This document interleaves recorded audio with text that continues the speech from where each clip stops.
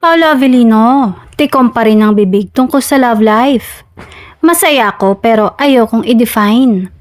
Usap-usapan ngayon ang naging pahayag ni Paolo Avellino matapos tanungin tungkol sa kanyang love life.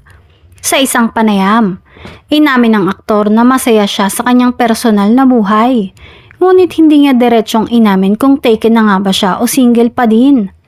Ayon kay Paolo, mas gusto daw niyang panatilihing pribado ang aspeto ng kanyang buhay pag-ibig.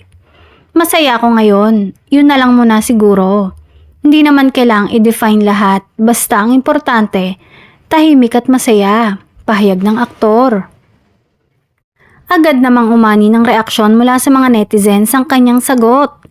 Lalo na ang mga tagahanga ng tambalan nila ni Kim Chiu, na patuloy na kinikilig sa tuwing nakikitang magkasama ang dalawa sa mga proyekto at events.